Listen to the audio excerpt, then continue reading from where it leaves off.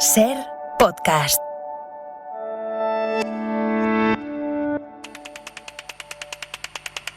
En la cadena Ser, La Hora Extra. Bienvenidos, bienvenidas a La Hora Extra, un día después de concluir la gran cita del flamenco en España. El Festival Internacional del Cante de las Minas de la Unión ha celebrado 62 ediciones con artistas destacados del cante y del flamenco como Marina Heredia, Estrella Morente, Los Vivancos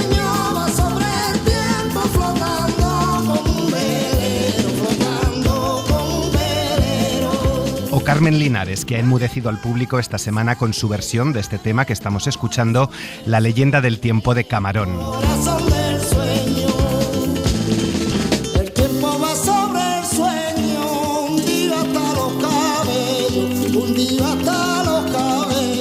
Enseguida compartimos con ustedes una anécdota curiosa que hemos conocido de Camarón de la Isla.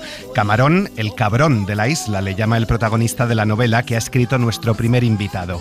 La pureza del flamenco, del reggaetón y de la cultura japonesa en La Hora Extra. Empezamos. Con Dani de la Fuente.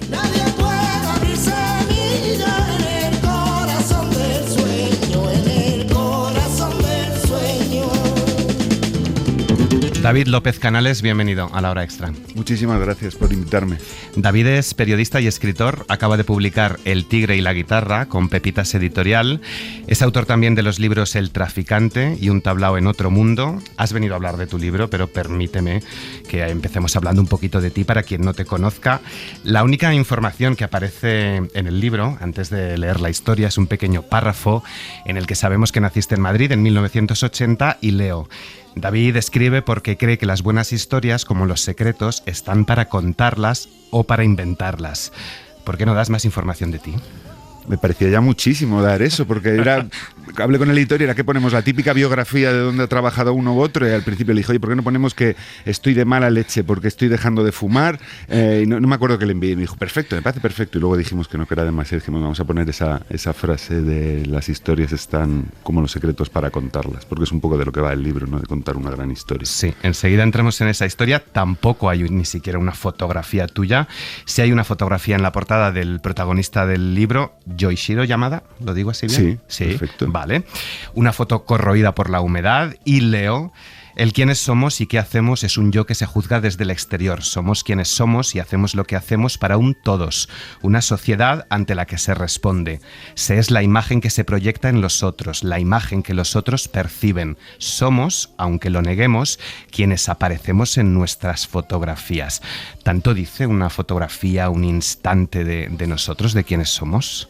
No solo una fotografía, en este caso la de Yoichiro Yamada, sino creo que esa frase que yo aplico a Yoichiro Yamada, ¿no? Que es japonés y al cómo se siente el japonés y al sentimiento de la vergüenza japonés y esa construcción del yo respecto a los otros, creo que cada vez nos aproximamos más o estamos plenamente en ello en la sociedad actual nosotros en esa idea, ¿no? Y el somos lo que proyectamos o queremos ser lo que proyectamos, probablemente no ya ni siquiera en la realidad, sino en la realidad de las redes sociales. Claro. Y de ahí el choque y el contraste entre la realidad que fingimos o que queremos o que aparentamos o que disimulamos, no sé, cualquier verbo puede servir, y la realidad que hay debajo de eso, que es lo que somos realmente. Esta es una gran historia, es una gran crónica, podríamos decir, de casi 200 páginas, no llega, y te hago estas preguntas porque tú la escribes en primera persona, compartes con el lector tus motivaciones, tus impulsos, tu obsesión por Yamada y todos esos vacíos. Dices que esta historia va llenando en ti. ¿Te ha generado algún tipo de conflicto el desnudarte de alguna manera o algunas intimidades con el lector? No, porque tampoco creo que me exponga demasiado. Es decir, yo intento compartir, para mí la de Yoichiro Yamada es una historia de obsesiones. Es una historia sobre un japonés que se obsesiona con la música y con el flamenco en este caso. Y a mí es una historia que me obsesiona también. Por eso lo cuento en primera persona en el libro, porque no solo es su obsesión, pero sino que es mi obsesión también por saber qué le pasó, por intentar reconstruir primero su muerte, ahora lo contaremos, ¿no? Porque murió, y luego saber su vida y qué soñó, y sobre todo intentar entender qué pensaba, ¿no? Dónde le condujo esa obsesión, qué forma tenía, cómo se formulaba, por qué acabó como acabó. Y entonces es mi obsesión por su obsesión.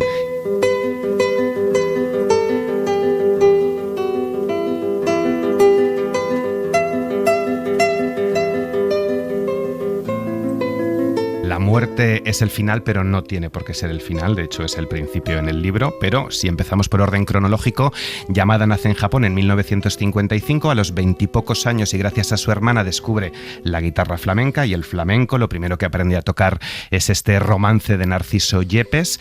¿Cuándo descubriste tú el flamenco? ¿Cuándo empezaste a tocar? Porque tú también tocas, lo dices en el libro. ¿Quién te inoculó ese veneno? A mí me gustaba mucho desde pequeño, pero era una música que yo veía como que no era para mí. Y de hecho teníamos unos vecinos que eran como casi familia nuestra, que eran de Córdoba, y ellos tocaban la guitarra además, y tocaban muy bien. Nemesio el padre y Neme el hijo, y tocaban muy bien. Y yo lo veía y yo quería hacer eso. Y siempre me gustó. Y siempre veía a un guitarrista flamenco en la tele y me atraía. O sea, yo notaba que ahí había algo.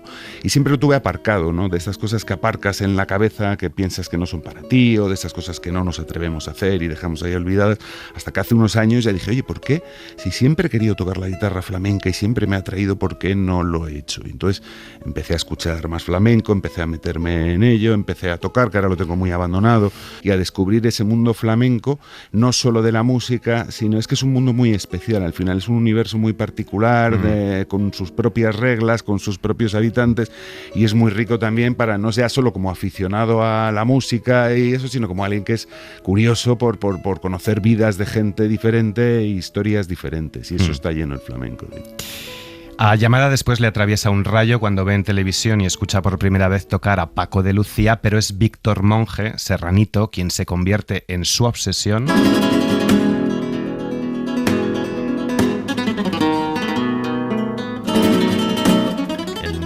Flamenco del mundo para él, le sigue allí donde va.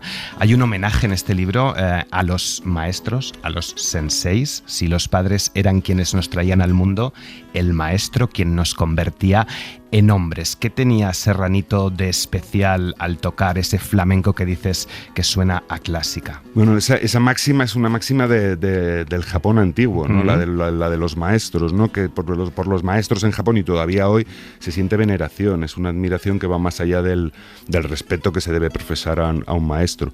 Y entonces Serranito, que es un guitarrista de Madrid, tiene 75, 76 años, se convierte en el gran ídolo de Yamada cuando él lo escucha. Serranito es uno junto a Paco de Lucía y Manolo Sanlúcar, son los tres grandes evolucionadores, por así decirlo, no sé si la palabra es correcta, de la guitarra a partir de los años 60, 70. Y Serranito además es el más clásico de todos ellos, y yo creo que eso es lo que le gusta a Yamada, porque Yamada había empezado a tocar la guitarra clásica. Entonces Serranito, dentro de lo flamenco, es como el más barroco y el más clásico. Ocurre algo en 1985 que me parece algo propio de 1985 y que no sé si podría pasar hoy, y es que Serranito invita a España a Yamada, y nada más cumplir 30 años, ese mismo día coge un avión y se presenta en la casa de Víctor Monge.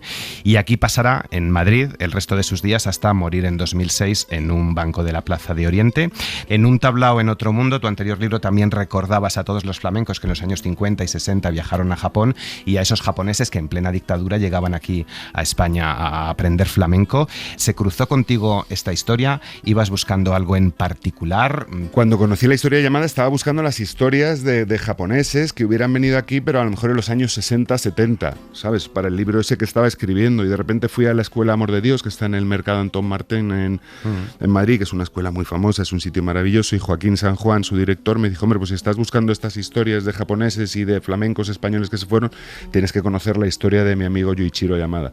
Y fue la primera vez que yo escuché hablar de él, cuando yo no esperaba escuchar hablar de él, claro, y me contó la historia de un japonés que me dijo, mira, es que mi amigo Yamada vino aquí a hacerse guitarrista flamenco y nunca volvió a Japón porque consideraba que iba contra su honor y el de su familia, y acabó muerto de hambre en la Plaza de Oriente. Entonces, cuando a nosotros, sus amigos, nos comunicaron que así comienza el libro, ¿sí? Yo le mato en la primera página porque es como comienza para mí la historia. Entonces me cuenta esa historia de un japonés que aparece muerto en la Plaza de Oriente porque se ha negado a volver a Japón porque consideraba que había fracasado en su viaje por convertirse en un gran guitarrista. Y a mí, cuando me cuenta esa historia, en principio la dejo pasar, además, hasta que luego, un poco de tiempo después, dije, espera, como un japonés que aparece muerto en la Plaza de Oriente. Es decir, creo que es probablemente la primera vez y la única que va a aparecer un cadáver de un japonés en la Plaza de Oriente. Y a partir de allá, con ese arranque, ¿no? Con ese final de su vida, se convierte en un arranque de historia, que es que puedes contar la historia que quieras. Yo se lo digo a veces a los amigos, es que a partir de ahí puedes hacer una novela negra, puedes hacer una novela de amor trágico, puedes contar lo que quieras, porque es un japonés muerto en la Plaza de Oriente. En este caso es una historia sobre una pasión que se va de las manos. Yamada llega a Madrid, le cuesta integrarse en ese mundo del flamenco, siempre en la esquina de un bar con un café con hielo, pero tampoco él voluntariamente se integra con los japoneses, con ese grupo de japoneses que viene a Madrid, a España, a aprender flamenco. No sé si al final este desarraigo es lo que le provocó, pues no sé, cierta inestabilidad mental. Pero probablemente sí, porque no tenía un apoyo social realmente. Él era muy soberbio, él había construido su propia identidad demostrando o haciendo ver que él sabía más que el resto, entonces resultaba incómodo para el resto de los japoneses. El resto de los japoneses no querían tenerlo cerca y él tampoco quería estar con ellos, con lo cual luego cuando se va quedando solo, cada vez se va quedando más solo. O sea, tiene los amigos guitarreros, los amigos de Amor de Dios, pero es un círculo muy, muy reducido, ¿sabes? Al final, ese apoyo social que le podía haber salvado a lo mejor, lo tuvo, y no se dejó salvar, pero es verdad que quizá podía haber sido más amplio. Has dicho que era muy soberbio, a mí no me queda tan claro al final si era soberbio, si no lo era, qué sentimientos pasaban por su cabeza. Quiero decir, tú has hecho una gran indagación sobre la salud mental, qué le pudo pasar al final, si tenía un delirio de grandeza, si podía haber esquizofrenia, si había homosexualidad reprimida, qué pudo pasar por su cabeza para acabar muriendo solo en un banco de la plaza de Oriente, ¿no? Pero al final a mí no me queda muy claro. Efectivamente, creo que hay más preguntas que respuestas sobre cómo era Yamada y qué le pasó en la cabeza. Claro, es que yo tampoco lo sé, eso es lo que intento contar en el libro. Yo me obsesiono con su historia e intento reconstruir el saber qué le pasó, ¿sabes? Yo primero reconstruyo un poco su muerte, entiendo cómo llega a morir en ese banco de la Plaza de Oriente, luego contacto con su familia en Japón para reconstruir su vida, para entender quién era y de dónde venía, incluso qué había soñado, ¿no? Y la pregunta es qué había soñado para que luego eso se convierta en una pesadilla que acaba con la muerte. Pero una vez que tengo esos datos no me sirven, necesito la interpretación, que es el qué pensaba él, y entonces intento averiguar si podía tener algún tipo de enfermedad mental, que no lo puedo demostrar, porque claro, si él no está vivo, como me decían varios psicólogos, me decían, sí, puede ser que sí, pero también puede ser que no le pasara nada. O qué pensaba realmente, o si se creía lo que él decía, ¿no? De que él era un descendiente de samuráis, y que como descendiente de samuráis, si había fracasado en su intento de ser guitarrista, no podía volver a Japón porque iba contra su honor y solo lo salvaría, pues en este caso, quedándose en Madrid y acabando muriendo en Madrid. Yo no sé lo que pensaba. Yo creo que lo que le pasó a Yamada es que fue un declive lento, ¿no? Fue cayendo a un abismo muy profundo, pero lentamente, y acabó habitando un mundo que directamente no existía. Por un lado hablaba del mundo idealizado de los samuráis del siglo XIX, porque él decía que era descendiente de samuráis, y es verdad que sus tatarabuelos, dos tatarabuelos suyos habían sido samuráis, y él idolatraba ese mundo idealizado de la ética, del honor, de la pureza samurái, y por el otro lado creo que vivía pensando que habitaba también el mundo más idealizado del flamenco, de ese universo más artístico, más creativo, más libre también. Y yo creo que en un momento en ese delirio, ¿no? En ese creerse su propio relato de que él era un samurái en la España del siglo XX, que acabó viviendo un mundo que no existía. Y entonces, claro, ahí ya no... O sea, acabó construyéndose su propio laberinto y sin poder salir de él. Sería Don Quijote, o sea, es el Quijote, ¿no? Enloqueciendo por una novela por las novelas de caballería. Los samuráis eran caballeros andantes del medievo japonés, es lo mismo. O sea, es la historia del Quijote traída al siglo XX a Madrid con un guitarrista japonés. Hay una reflexión también muy bonita sobre el fracaso. Dices, me sentía identificado con Yamada. El fracaso, el éxito son conceptos tan subjetivos como peligrosos. ¿Qué es fracasar? ¿Quién establece que alguien lo hace? ¿Fracasamos con una relación sentimental que se rompe? ¿Con alguien a quien queremos que no nos quiere? ¿Lo hacemos con un trabajo que no conseguimos o que perdemos? El éxito o el fracaso dependen de uno mismo, de lo que pensemos, de lo que creamos y sobre todo de lo que nos creamos nosotros mismos. El éxito y el fracaso, David, son emociones. Yo creo que sí, en la mayoría de los casos sí, bueno, no siempre, es decir, si estás echando una carrera y llegas el 10º de 10, pues has llegado el último, no hay más estadística y has fracasado porque lo suyo, el éxito es el que ha ganado. Pero este es un fracaso y un éxito que son más emocionales, más de pensamiento, ¿no? Es decir, eres tú el que piensas que has fracasado y el que te sientes fracasado, lo cual es mucho más duro. Porque claro, si tú lo piensas, es como cómo desmontas tu propio pensamiento. No es que digas, es que he llegado el último de la carrera, es que he fracasado y que te pueden decir, bueno, pero lo importante es participar y todas esas cosas. No, en este caso es que lo piensas, con lo cual tú mismo te crees lo que piensas, que es lo que le pasaba a Yamada y es lo que me gusta a mí de esta historia, que habla de un fracaso, pero de un fracaso sentido, que creo además que hoy día lo sentimos todos en uno u otro momento, ¿no? Y es lo que nos hace sentir tan mal y que haya tanto malestar psicológico hoy día, probablemente esté relacionado con eso, ¿no? Con, a lo mejor no en términos de fracaso, que es como muy rotundo, pero sí en términos de no conseguir lo que queremos, que al final es lo mismo que un fracaso. Otra cosa es cómo lo denominemos. Y creo que lo que me gusta de la historia de Yamada es que es eso, que es ese fracaso que se siente, que sentimos que hemos fracasado y nos genera ya, al pensarlo, esas emociones terroríficas y ese daño interno por pensar que hemos fracasado, como en este caso este japonés, ¿no? Al no convertirse en el guitarrista que él quería ser. Con El tigre y la guitarra, podemos decir que has puesto punto y final a tus cartas de amor al flamenco, a Japón y la cultura japonesa también. Pues no lo sé, estoy pensando que en algún momento me gustaría completarlo y hacer una trilogía. Ajá. Pero ya que este libro es más como este libro me parece a mí, es una novela de no ficción, es decir, no es un libro sobre flamenco ni es un ensayo, es más un libro sobre una vida trágica, ¿no? Una historia de amor y un viaje a la locura. Y el anterior que había hecho era más de ensayo, entonces estaba pensando que en algún momento quizá me gustaría completar la trilogía haciendo una novela negra sobre un gitano flamenco que vive en Japón.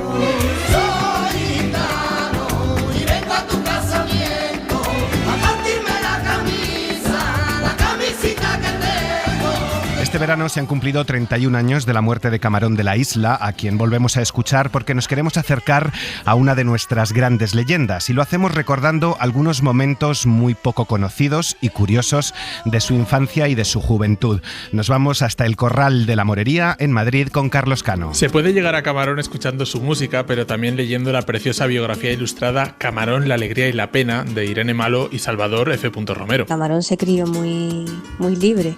Y luego está la situación tan precaria en la que vive su niñez. Muchos hermanos, su padre que muere pronto, su madre que tiene que sacar para adelante, ¿no?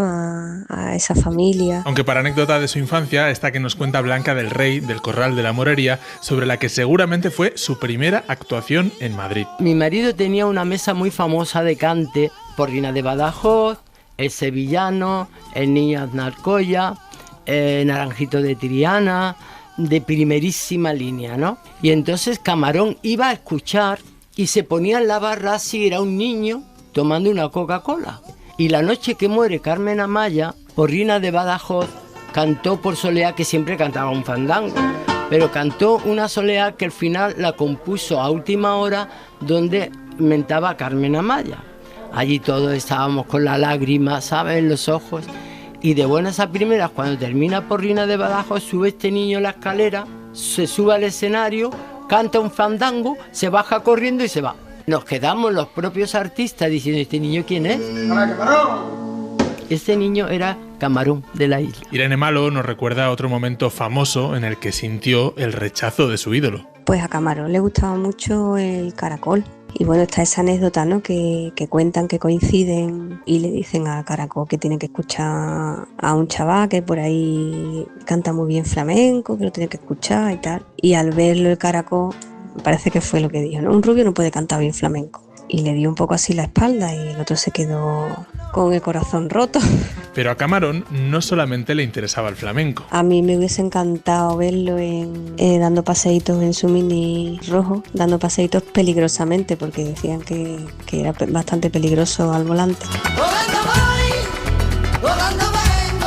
Y luego están los billares, ¿no?, de Callao, donde se congregaban varias figuras del flamenco, y hubiese estado gracioso hacer un viaje en el tiempo y ver allí a Paco de Lucía y a Camarón dándole al taco. La España de hoy en día es muy distinta a la que él vivió, pero hay algo que se mantiene. El arte de Camarón nos sigue fascinando.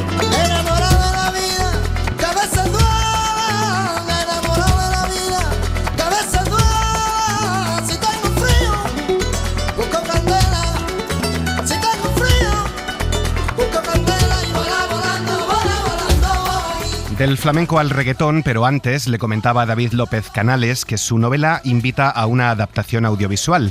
Esta semana ha muerto William Friedkin, el director de El Exorcista, una de las adaptaciones más exitosas de una novela y que cambió los esquemas del género de terror para siempre.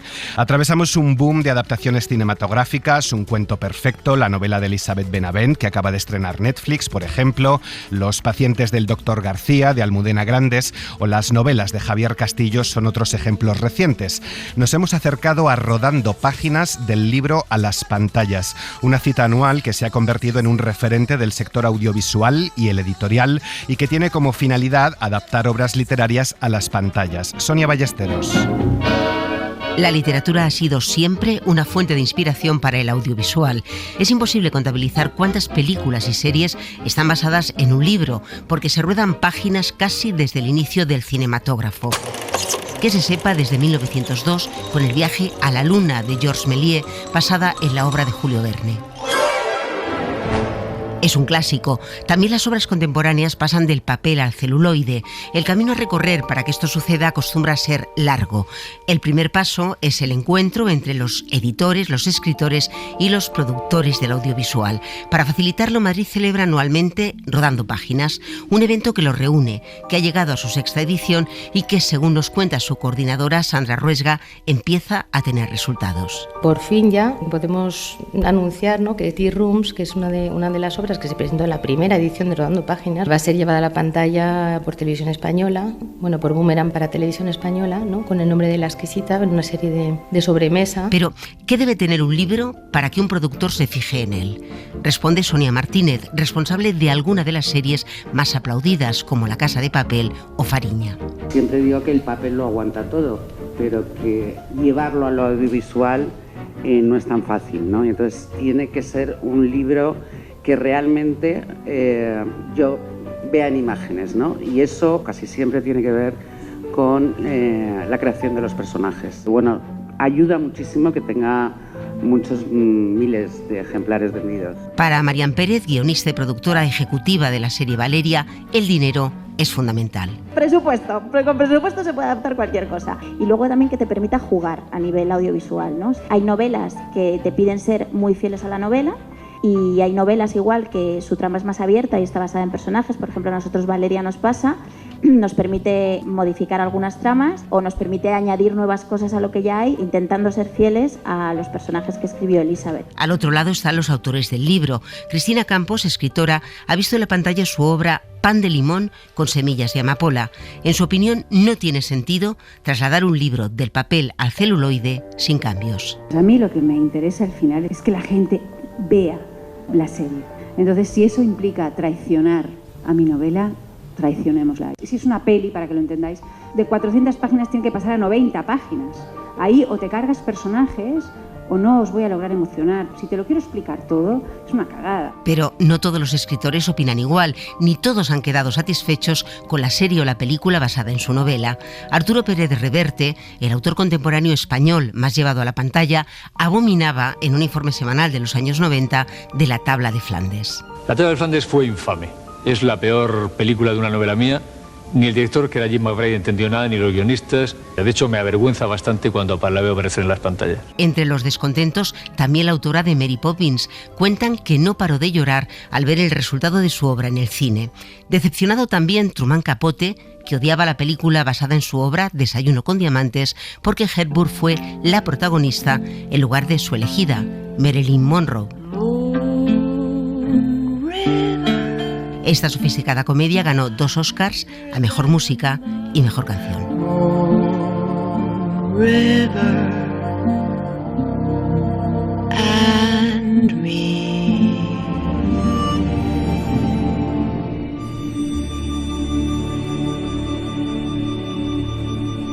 La hora extra. Baby, dime la verdad.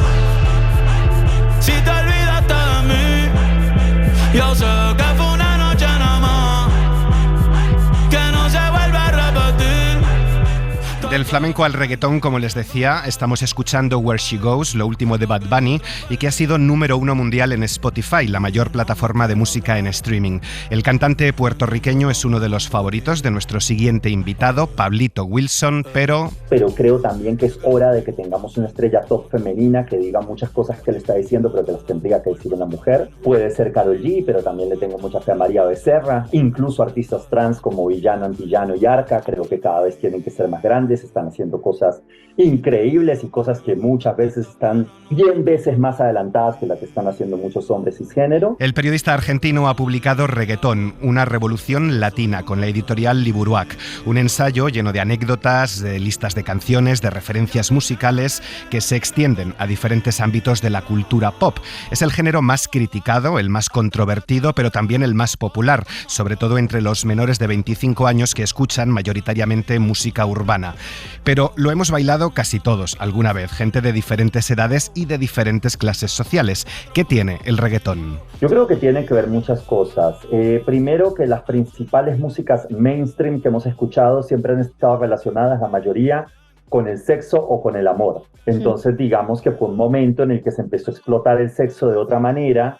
Hubo un momento también de que había un cambio de reglas de industria. Fue el momento como de toda la crisis de las discográficas, que las discográficas tuvieron que empezar a buscar otros inversores, empezaron a entrar empresarios que no tenían nada que ver con las industrias culturales a meter plata en las discográficas. Entonces también fue como todo un modelo de negocio en medio de la llegada del MP3 y todo. Fue como tanto la visión de los artistas de reggaetón como el momento coyuntural que les tocó para que todo esto pasara. Por ejemplo, en los 90 teníamos reggae bailable, teníamos dancehall, pero no era nuestro idioma.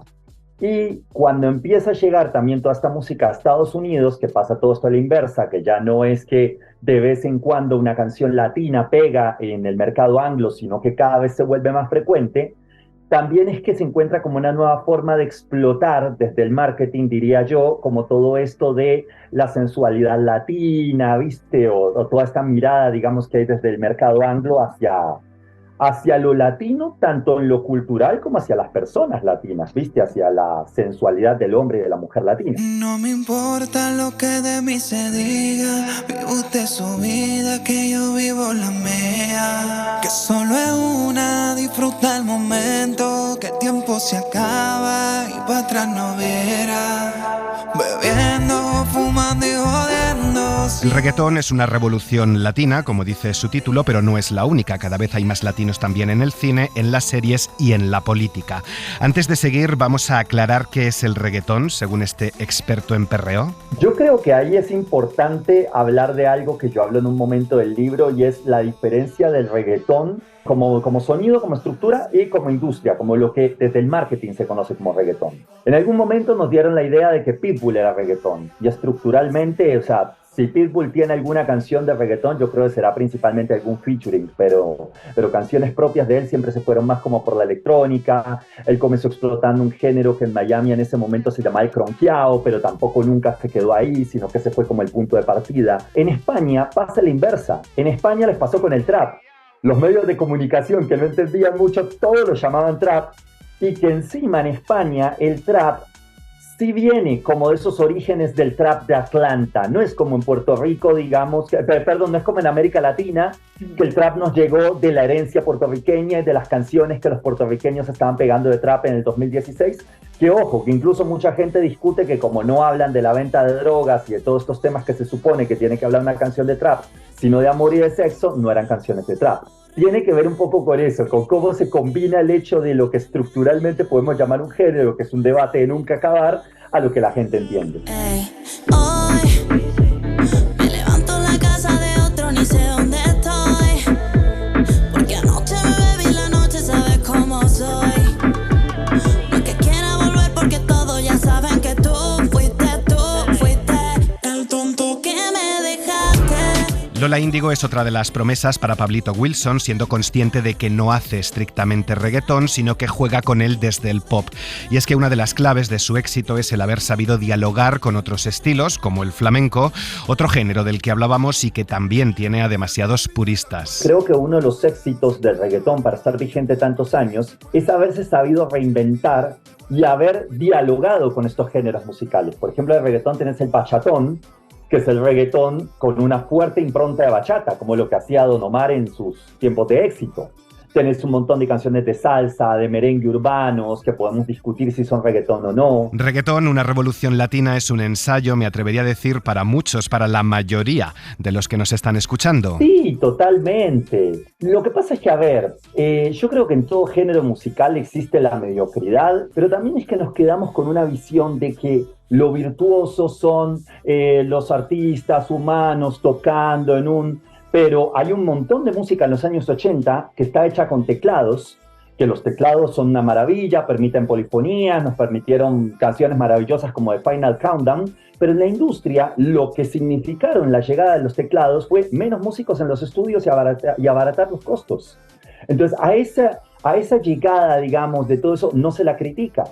Y, por ejemplo, yo no soy experto en producción, pero un argumento que me da un productor de reggaetón que me parece bastante coherente es: se dice que es como que nosotros somos mediocres porque hacemos todo en un estudio, y a veces es mucho más difícil compaginar, digamos, lo que tú haces en un estudio que si tienes los instrumentos de forma orgánica, que te permiten una mayor libertad de producción. También veo que hay un montón de gente que no tiene la más mínima idea de cómo se hace una pista, de qué elaboración tiene. Por ejemplo, alguna vez escuché que Reggaetón de J Balvin, que es una canción que uno podría decir que es bastante simple. Y si el pueblo pide, no se lo va a negar.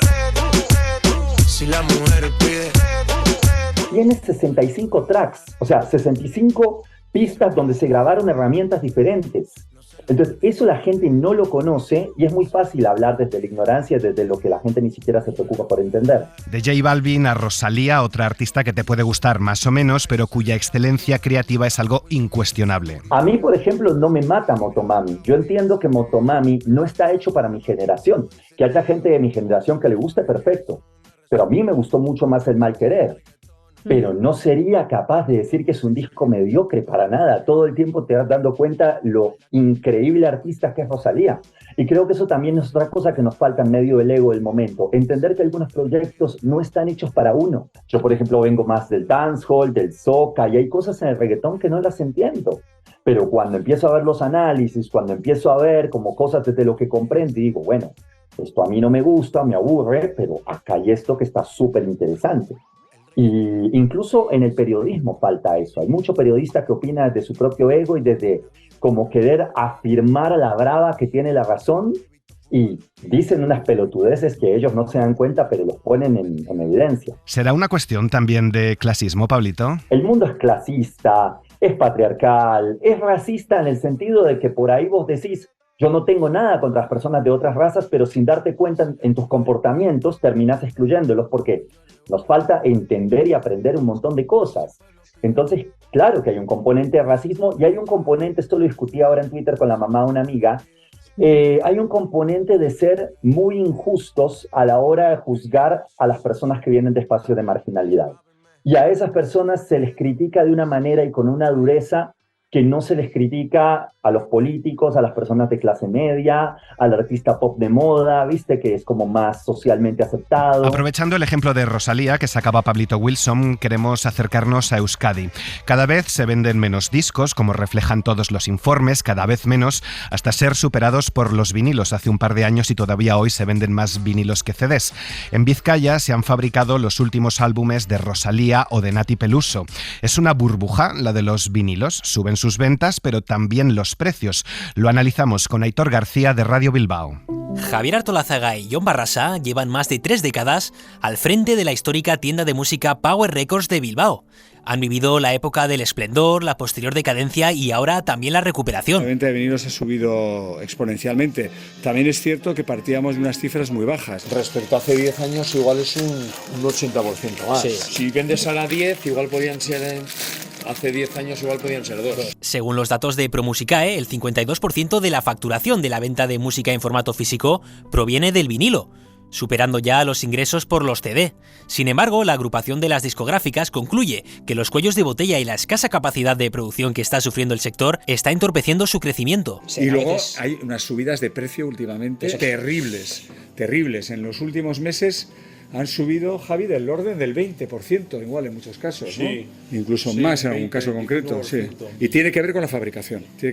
John Barrasa cree que durante los años de la crisis muchas fábricas cerraron sus puertas y ahora que las ventas se han disparado, la producción se queda corta. En el momento en el que desaparece, digamos, casi desaparece la venta de vinilos, desaparecen también un montón de fábricas de vinilo. Y luego no se han vuelto a abrir todas esas fábricas que habían desaparecido. A esto hay que sumarle que la guerra de Ucrania no ha ayudado, la pandemia tampoco ha ayudado. Muchos discos que se agotan y tardan muchísimo en volver a reabastecer a los comercios. Sí. Es decir, sale un disco, por ejemplo, como nuevo y esa misma semana se agota. Y tú vuelves a pedir a la compañía y ya no tiene más. Sin embargo, en Vizcaya, en 2019, una empresa de fabricación de componentes para electrodomésticos vio una oportunidad de negocio y diversificó su actividad. De fabricar piezas para lavadoras pasaron también a crear vinilos. Gonzalo de la Maza es el responsable de marketing de Press Play Vinyl en Urduliz. La venta del vinilo estaba creciendo mucho. En ese momento vimos que había un nicho de mercado. La fábrica empezamos siendo 2-3 personas y ahora estamos 10. Han alcanzado una producción de un disco cada 15 segundos.